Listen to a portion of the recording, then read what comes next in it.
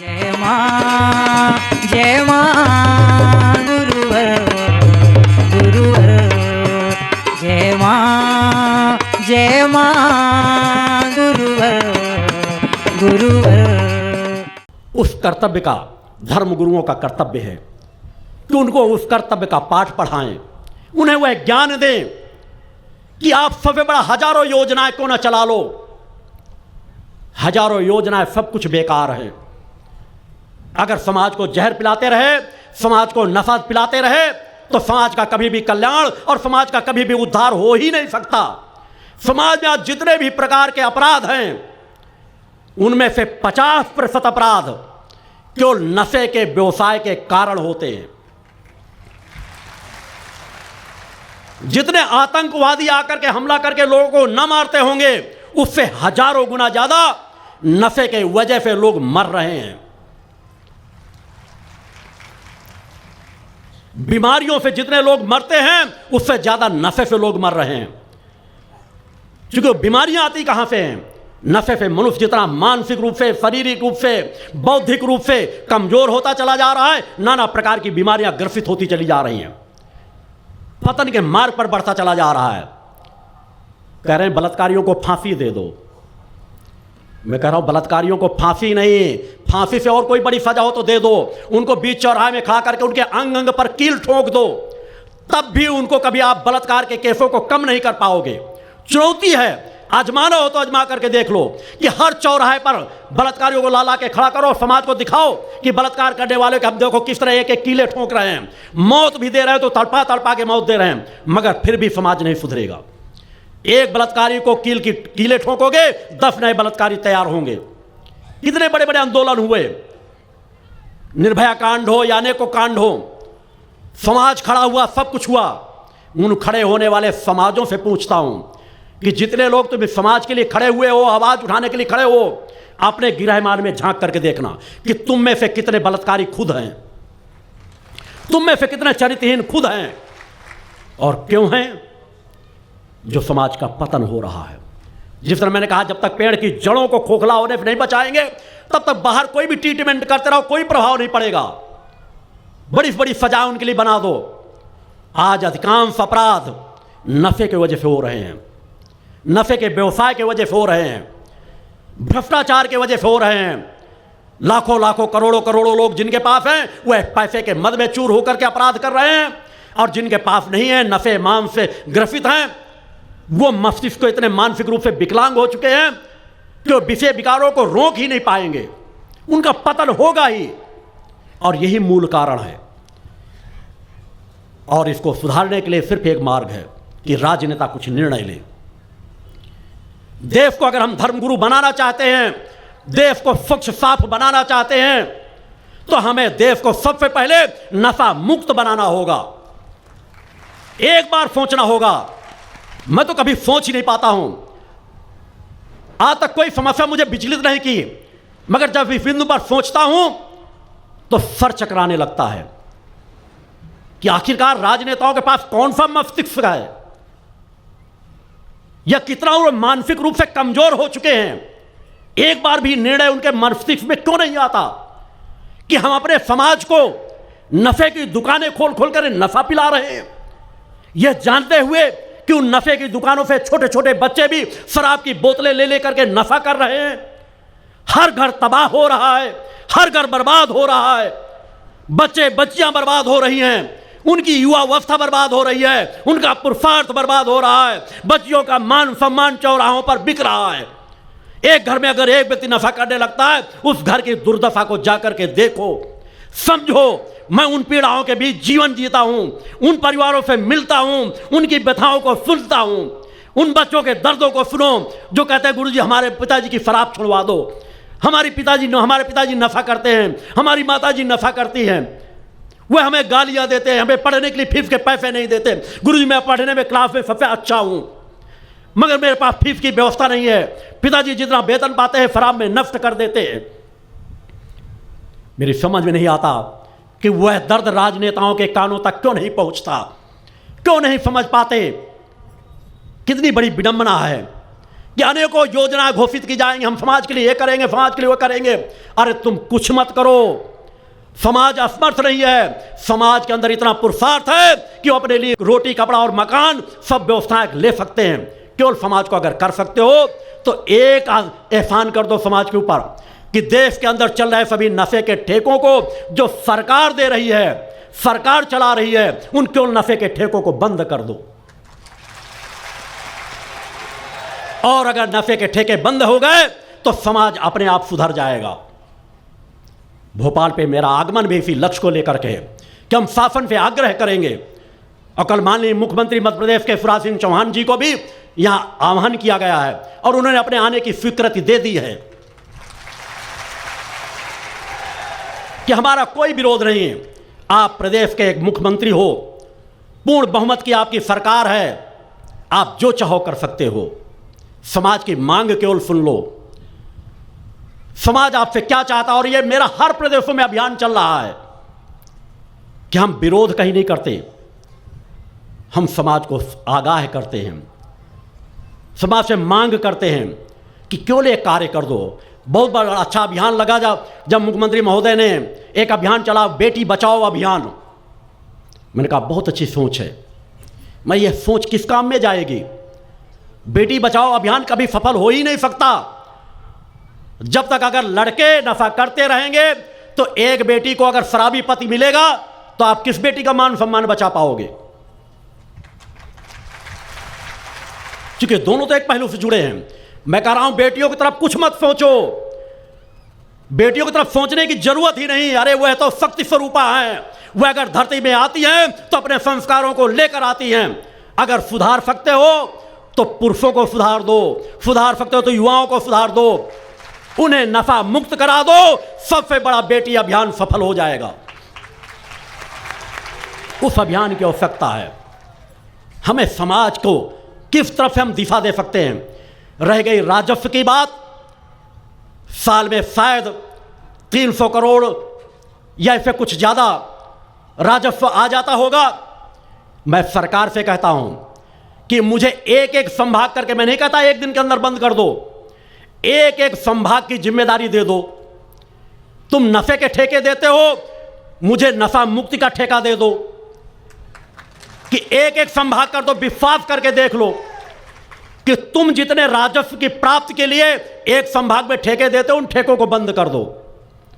जितने ठेकों से सरकार की आय होती होगी, मैं उससे ज्यादा राजस्व, उससे ज्यादा आमदनी उस संभाग से सहर्ष लोगों से दिलवाता जाऊंगा हर साल।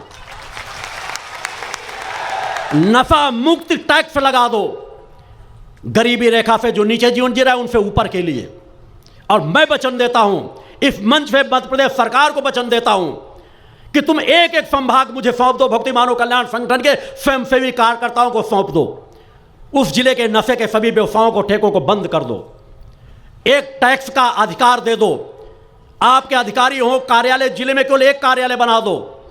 ग्राम पंचायतों तक आपका नेटवर्क है, वो उतनी रसीदें लोग कटा लेंगे। मैं गांव गांव जा करके, हर घर घर में हमारे लाखों कार्यकर्ता जा करके अलग जगाएंगे, लोगों को सचेत करेंगे कि ये हमारे लिए टैक्स नहीं, हमारे लिए वरदान है।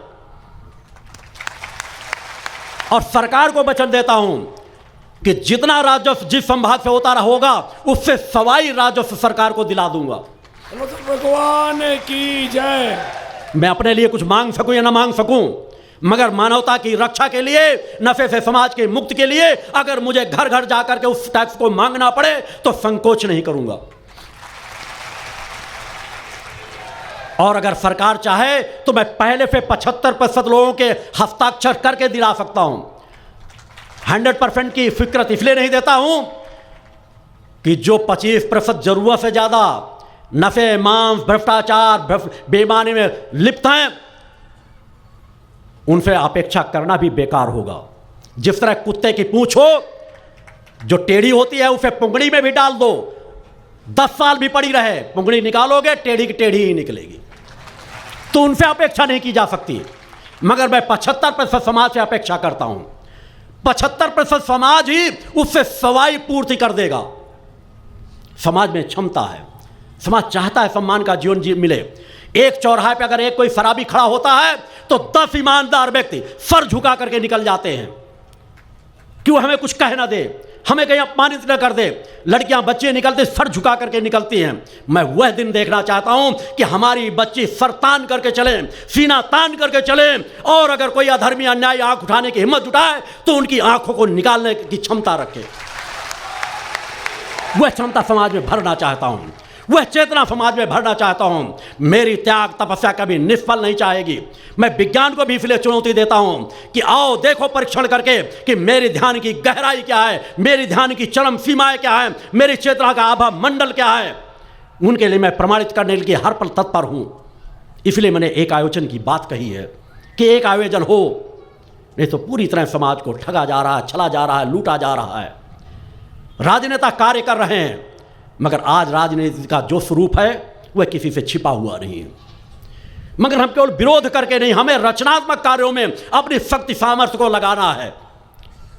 कल जब मेरी यात्रा आ रही थी, यहां के भी शासन प्रशासन को शायद थोड़ा सा भय था, कितने लोगों का समूह जुटा हुआ है, पूरी लाइन में पंक्तिबद्ध इतनी दूर तक लोग लगे हुए हैं। गुरुजी जाएंगे, सब लोग एकदम से असंतुलित हो जाएंगे। आगे जाने वाली यात्रा में कुछ दूर वहाँ पर जहाँ इस्लाम धर्म के समाज के लोगों की दुकानें लगी हुई हैं, वो मांस का व्यवसाय करते हैं, अन्य व्यवसाय करते हैं, कहीं वहाँ कहीं इनके कार्यकर्ता उपद्रव न बचा दें। मैं यहाँ के भी शासन प्रशासन को कहना चाहता हूँ कि भक्ति मानव कल्याण संगठन एक ऐसा संगठन है जो सभी धर्मों का समान भाव से सम्मान करता है। आज तक कभी धर्म के आधार पर हमारे संगठन ने कभी एक कदम नहीं उठाया। हमारे लिए हिंदू, मुस्लिम, सिख, ईसाई सभी एक समान हैं। हम सभी के लिए एक समान कार्य करते हैं। हम नशे के व्यवसाय के लिए कार्य कर रहे हैं, हम मांसाहार से मुक्ति के लिए कार्य कर रहे हैं, मगर आज तक हमारे किसी संगठन ने एक भी किसी मांस की दुकान में जाकर तोड़फोड़ नहीं की होगी, न भविष्य में कभी करेगा। हमारा संगठन पूर्ण मर्यादित है, पूर्ण संतुलित है, पूर्ण अनुशासित है। जहां छोटी मोटी कमियां हैं मैं उन्हें हर पल सुधारता रहता हूं, हर पल उन्हें मर्यादा का ही तो पाठ पढ़ाता हूं कि तुम्हें एक ऐसा संगठन खड़ा करना है जो उदाहरण हो आने वाली मानवता के लिए, आने वाले समाज के लिए। हमें मान अपमान के से ऊपर उठ करके मानवता की रक्षा के लिए कार्य करना है। हमें नींव का पत्थर बनना है। हमें अपना सर्वस्व न्यौछावर करके भी अगर समाज को दिशा देने में सफल हो जाए तो हमारे जीवन की सबसे बड़ी उपलब्धि होगी। क्योंकि हमें जो कुछ प्राप्त करना है उस परम सत्ता से प्राप्त करना है। परम सत्ता से हमें ऊर्जा, चेतना और सामर्थ्य को प्राप्त करना है। हमारे हाथ जुड़े तो उस परम सत्ता के सामने। अतः वैसा जीवन जियो, परोपकारियों का जीवन जियो, पुरुषार्थियों का जीवन जियो, नफे मान से मुक्त चरित्रवान जीवन जियो, तभी तुम चेतनावान बन पाओगे। आज इतना बड़ा समाज अपने आप सहज भाव से क्यों नफे मान से मुक्त होता चला जा रहा है? आप लोगों के द्वारा किए जा रहने वाला ऊर्जात्मक जय घोष, आप लोगों के द्वारा की जाने वाली नित्य की साधना, मेरी एकांत की साधनाएं, मेरे आश्रम में चल रहा पिछले 18 वर्षों से अखंड दुर्गा चालीसा का पाठ जो दिन रात अनवरत चल रहा है मानवता के कल्याण के लिए, समाज की समस्याओं के समाधान के लिए, जो अनंत काल के लिए चल रहा है, दिन रात जो अखंड वह पाठ चल रहा है, उस ऊर्जा को दुनिया की कोई ताकत नकार नहीं पाएगी। उस दिव्य धाम से होने वाला जय घोष, आप लेके लोगों द्वारा मां की आराधना और वह जो दुर्गा चालीसा पाठ चल रहा है, उसी को माध्यम बना करके देश के कोने कोने में नित्य प्रति ऐसा कोई दिन नहीं जाता जिस दिन एक एक दिन में हजारों स्थानों पर दुर्गा चालीसों के अनुष्ठान या आरती का पाठ या 5 घंटे का चालीसा का पाठ मेरे शिष्यों स्वयंसेवी कार्यकर्ताओं के द्वारा देश के कोने कोने पर चलाए जा रहे हैं, दूसरे देशों पर भी चलाए जा रहे हैं। हमें अंश मात्र भी विचार नहीं करना, परिवर्तन आएगा कि नहीं सोचना ही नहीं है। सत्य है, सत्य हर काल में रहा है, वर्तमान में है और भविष्य में ही रहेगा। हम जिसे बदलना चाहे हम बदल करके रहेंगे, क्योंकि हम पर परम सत्ता की कृपा है। हम सत्य पथ के राही हैं। हमने अपना रोम रोम मानवता की सेवा के लिए समर्पित किया है। इसी को तो त्याग और तपस्या कहते हैं। मगर आज इसी त्याग तपस्या में अच्छे अच्छे धर्माचार्यों को नानी याद आ जाती है। उनसे कह दो 1 घंटे 2 घंटे साधना में बैठ जाओ, तो झूलते नजर आएंगे, झूमते नजर आएंगे, नींद में चले जाएंगे। 1 घंटे कह दो मेरुदंड को सीधा करके बैठ जाओ तो शायद गफ खा के गिर जाएंगे। अच्छे अच्छे योगाचार्यों को देखो, सबसे ज्यादा ढीला ढाला शिथिल शरीर उन्हीं का दिखता होगा, उनके आसपास बैठे लोग चैतन्य बैठते होंगे। योग के नाम पे पूरे देश को लूट लिया गया, सरकारें मौन बैठी रही, टैक्स लगा लगा के लूटा गया, टिकट बेच बेच कर लूटा गया, बैंकों से टिकट बेचे गए, पोस्ट ऑफिसों से टिकट बेचे गए, सरकारें आंख बंद करके बैठी रही। एक व्यक्ति नौकरी करता है, 10-20 हजार रुपए भी पाता है, 50 हजार रुपए तो उसे टैक्स देना पड़ता है। डॉक्टर हो, इंजीनियर हो, थोड़ा सा वेतन पाता है, उसे भी टैक्स देना पड़ता है। मगर ये टिकट बेच बेच करके पैसा वसूल करने वालों के योग पीठ के नाम पर पैसा लेकर के आयुर्वेद पीठ तैयार कर दी गई, व्यवसायों के बड़े बड़े संस्थान तैयार कर दिए गए, कोई जांचे नहीं। धिक्कार है उन सरकारों पर जिन्हें पद्म पुरस्कार देने की घोषणा कर दी थी। निश्चित ऐसे पुरस्कारों की भक्ति मानव कल्याण संगठन पुरजोर विरोध करता है कि सरकारों को सत्य की रक्षा करनी चाहिए। मैंने स्वतः कहा है कि सरकार कुछ सही दिशा में कार्य कर रही हैं, उन्हें और सही दिशा में ले जाने का कार्य समाज को करना है। हमारा कार्य रचनात्मक है, समाज से तारतम्य मिला करके कहां गलत हो रहा है, कहां सही हो रहा है, संदेश देना। वो कितना अमल करते कितना नहीं करते उनके ऊपर है, हमें अपना अमल मानवता के बीच करते रहना है, समाज को जगाते रहना है, समाज में परिवर्तन डालते रहना है, समाज के युवाओं को तैयार करते रहना है। आज का युवा वही कल जाकर के कोई अच्छी पोस्टों में बैठेगा, कोई अच्छी नौकरी करेगा, कोई समाज सेवक बनेगा, कोई राजनीति के क्षेत्र में जाएगा तो परिवर्तन निश्चित रूप से आएगा। अगर आप अपने बच्चों को संकल्पवान बना दोगे कि भ्रष्टाचार कभी मत करना, नफे मांस में कभी लिप्त ना रहना, तो उसे कौन भ्रष्टाचारी बना सकता है? आज मजबूरियां हो सकती है, मेरे द्वारा हर मन से कहा जाता है कि रिश्वत देना तो आपकी मजबूरी हो सकती है, क्या आपकी मजबूरी है कि आपका काम लटका पड़ा हुआ, आपका काम नहीं हो रहा बिना पैसे के। जहां तक हो सके कुछ क्षति उठाकर वहां पे भी बचो, मगर फिर भी अगर वह आपकी मजबूरी हो सकती है तो माना जा सकता है। क्या आपका बेटा बेरोजगार है, नौकरी लगाने के लिए पैसे की मांग आ रही है, आपके अंदर थोड़ा लालच आ जाता है, आपको कर्ज में दबे हो सब कुछ है, तो थोड़ा बहुत आप देने का निर्णय कर लेते हो। मैं कहता हूं उसको भी विरोध करो, मगर आज कुछ समय के लिए, जब तक भ्रष्टाचार जड़ से समाप्त नहीं होता, तो कुछ समय यह तो आपकी मजबूरी हो सकती है, मगर आप खुद पैसा ले रहे हो यह आपकी मजबूरी नहीं हो सकती। आप अपने बच्चों को सचेत करो, किसी भी अच्छी पोस्टों में करो कि बेटा नमक रोटी खा लेना, मगर भ्रष्टाचार का पैसा, अनीति अन्याय अधर्म का पैसा घर में मत आने देना। अगर अनीति अन्याय अधर्म का पैसा घर में आएगा तो उसका दुष्परिणाम घर में अवश्य आएगा। हम यह कोई भी पाप, यह प्रकृति का यही तो विधान है धर्म और अधर्म का। अधर्म का हम सोचते मात्र है, मैं कर्म की बात छोड़ भी दूं, हमारे विचारों तक का भी अच्छा बुरा प्रभाव पड़ता है। अगर हमारे मन में भी कुविचार आते हैं तो उसका भी परिणाम दुष्परिणाम हमारे जीवन के साथ जुड़ता है। तो कम से कम तुम सजग हो जाओ। तुम ऐसे पोस्टों में हो, तुम ऐसी जगहों में हो तो भ्रष्टाचार करना बंद कर दो। नमक रोटी खा लेना श्रेष्ठ है। किसके लिए भ्रष्टाचार कर रहे हो? अपने लिए। कितना जीवन तुमने गुजार दिया, नौकरी पाते पाते युवा अवस्था निकल जाती है, 25-30 सालों के लिए। अगर तुम कहते हो अपने बच्चों के लिए, तो क्या तुम बच्चों को इतना कुसंस्कारी मानते हो, इतना असमर्थ मानते हो कि वो अपना भी पेट नहीं भर पाएंगे? अगर तुम्हारे बच्चे इतने असमर्थ हैं तो अरबों की संपत्ति क्यों न ला करके रख दो, वह उसे भी नष्ट कर डालेंगे। और तुम्हारे बच्चे चेतनावान हैं, सामर्थ्यवान हैं, तो दुनिया की कोई ताकत उनके विकास के पथ को रोक नहीं सकती। वैसा जीवन जियो। मैंने वैसा जीवन में जिया है। मैंने अनीति अन्याय धर्म से कभी समझौता नहीं किया। आपसे भी अपेक्षा करता हूं कि कम से कम अपने बच्चों को, अपने आप को आप स्वतः भ्रष्टाचारी मत बनो। जिस दिन से आप भ्रष्टाचार को त्याग कर दोगे, आपके पास आने वाला कोई व्यक्ति काम के लिए आएगा, उसका आप काम तत्काल कर दोगे, वो सैकड़ों दुआएं आपको देके जाएगा। गरीबों की मदद करना शुरू कर दो। अमीर तो आपको पैसा देकर के खरीद लेगा, मगर अमीर के वह करोड़ों रुपए कार्य नहीं करेंगे। जो एक गरीब तुम्हें दुआएं देकर के जाएगा, वह उनके करोड़ों रुपए से पैसे से कहीं अधिक बलवान होंगी। आज इसीलिए देखो समाज में बड़ी बड़ी पार्टियां की जाती है। हर रोज टीवी न्यूज़ों में देखते हो कि आज इतने लड़के और लड़कियां पकड़ी गई नशे की पार्टी में, लाखों लाखों करोड़ों करोड़ों रुपए जब्त किए गए। किन घरों के रईसजादे हैं? उन घरों के जिन्होंने संस्कार नहीं दिया।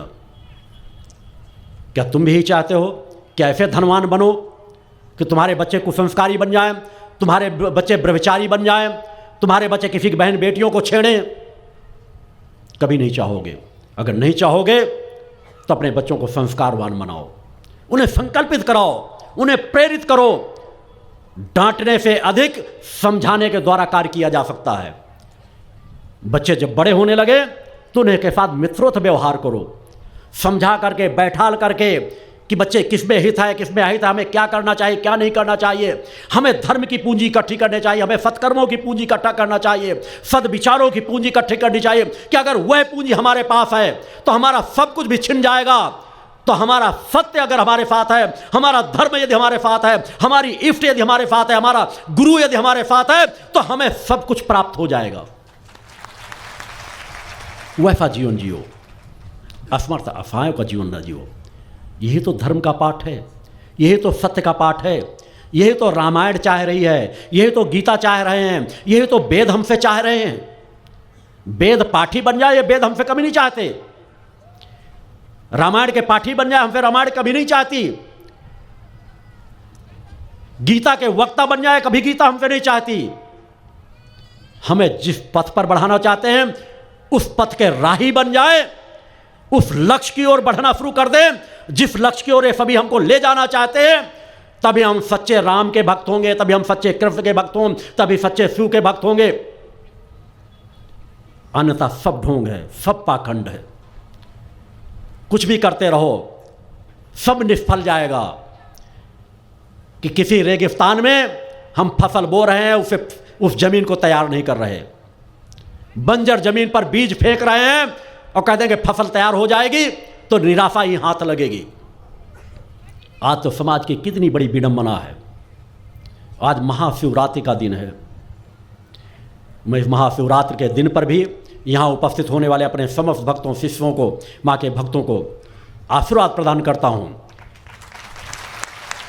कि जो लाभ शिव के दर्शन करने से तुम्हें प्राप्त होगा, शिव के मंदिर में जाकर के तुम्हें प्राप्त होता, वह लाभ इस शिव पंडाल पर बैठकर आपको प्राप्त हो रहा है। बोलो सतगुरु भगवान की जय। आज तो शिव भक्तों का पूरा समूह ही भटका हुआ है। शिव के नाम पर नशे का व्यवसाय चल रहा है। शिव के नाम पर भांग और धतूला चढ़ाया जा रहा है। शिव के नाम पर लोगों को भंगेड़ी बनाया जा रहा है।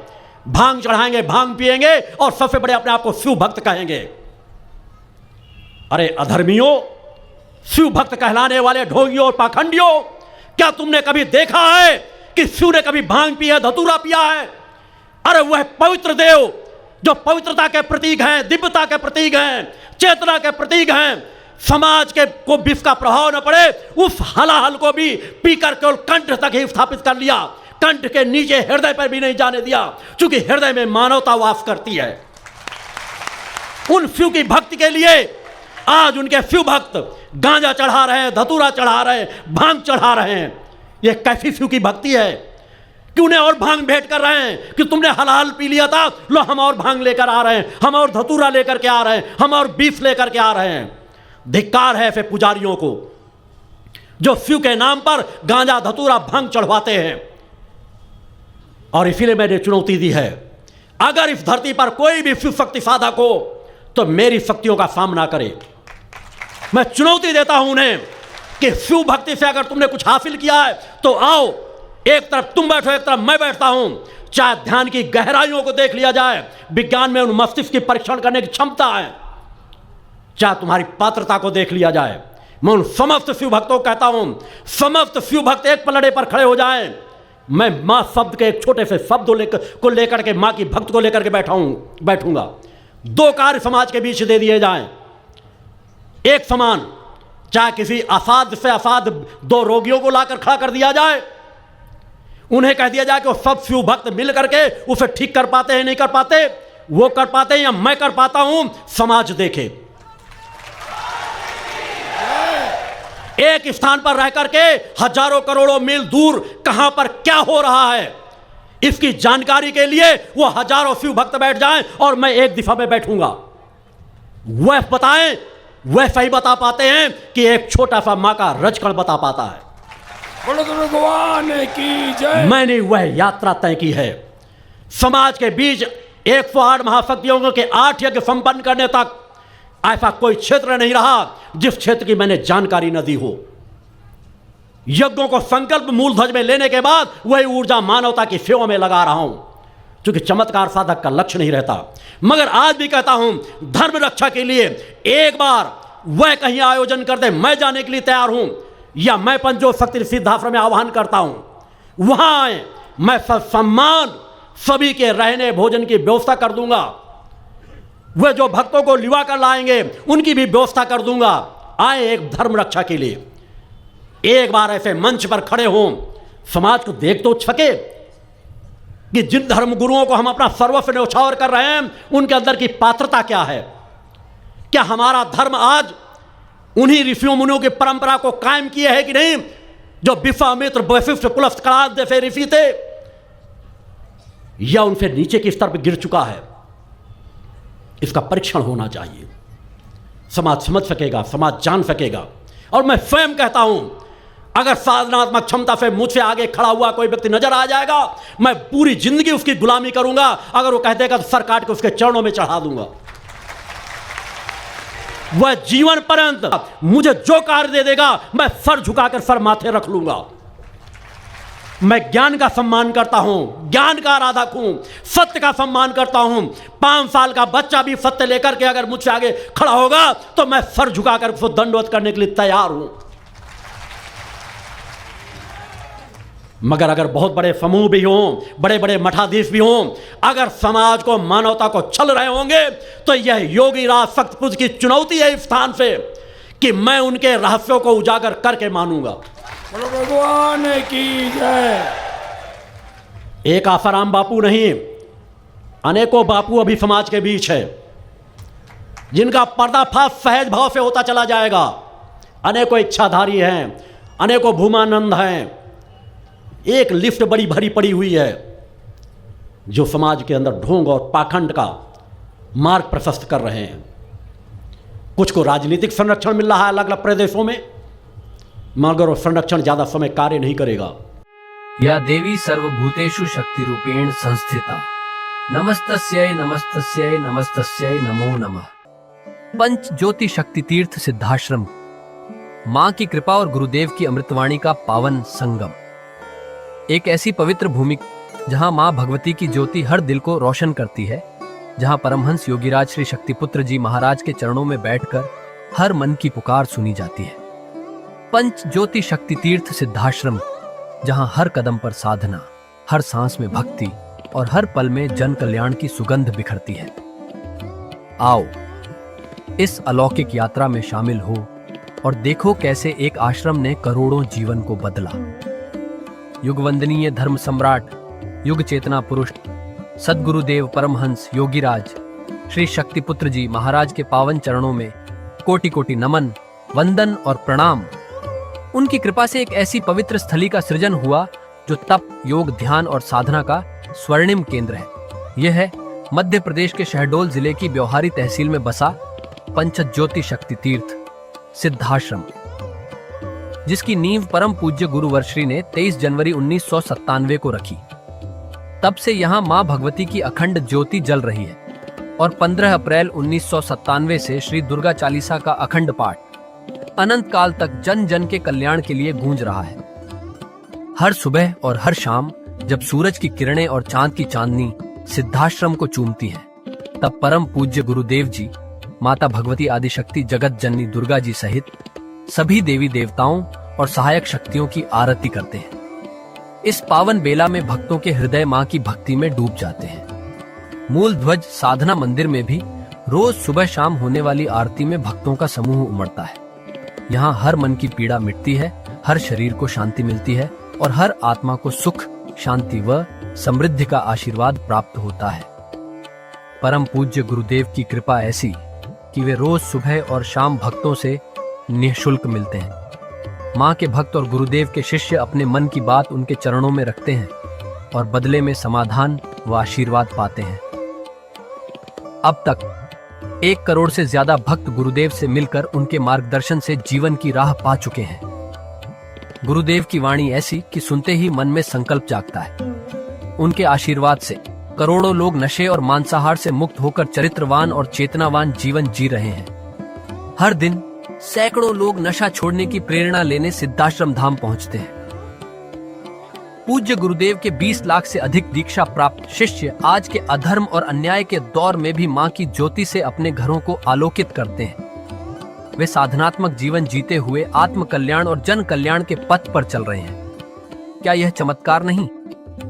सिद्धाश्रम धाम में पिछले 28 वर्षों से मां अन्नपूर्णा भंडारा चल रहा है, जहां सुबह शाम हजारों भक्तों को स्वादिष्ट और पवित्र भोजन मिलता है।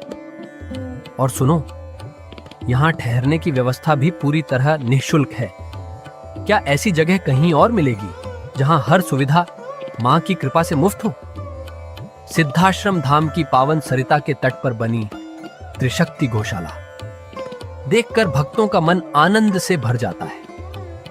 हर महीने शुक्ल पक्ष की अष्टमी को गौ सेवा समर्पण दिवस मनाया जाता है, जब परम पूज्य गुरुदेव और पूजनीय शक्तिमयी माता जी अपने हाथों से गायों को रोटी खिलाते हैं।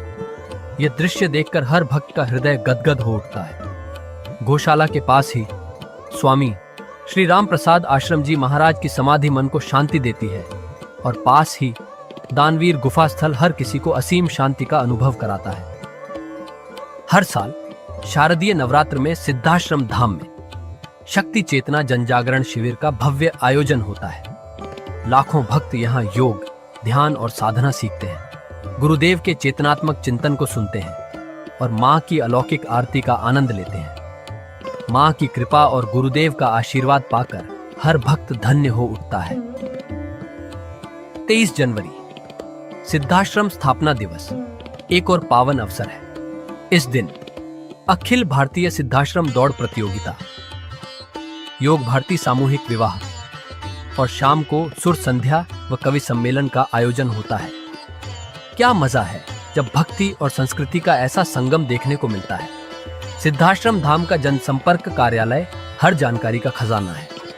यहाँ से मासिक सिद्धाश्रम पत्रिका और साप्ताहिक संकल्प शक्ति अखबार मिलता है, जिसमें गुरुदेव की ऋषिवाणी और प्रेरक लेख पढ़ने को मिलते हैं।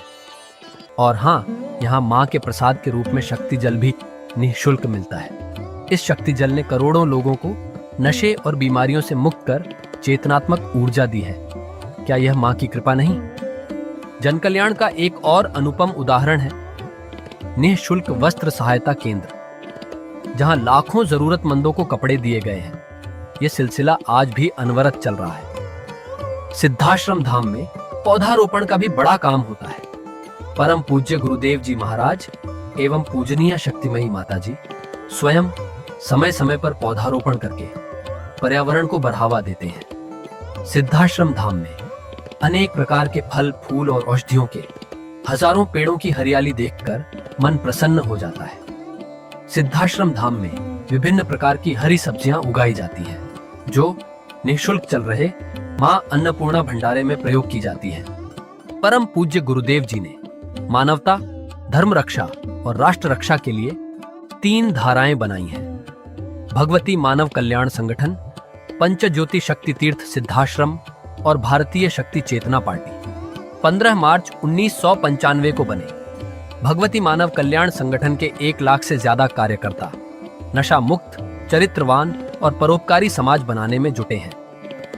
संगठन का नशा विरोधी आंदोलन इतना प्रभावी है कि पिछले कुछ सालों में 2000 से ज्यादा अवैध शराब माफियाओं पर कार्रवाई हुई। संगठन के समर्पित और कर्मठ कार्यकर्ता दिन रात इस मिशन में लगे हैं। Siddhashram Ayurveda and food products के जरिए शुद्ध दवाएं और खाद्य पदार्थ बनाए जाते हैं। इन्हें लेने या व्यापार के लिए एजेंसी पाने के इच्छुक लोग संपर्क कर सकते हैं।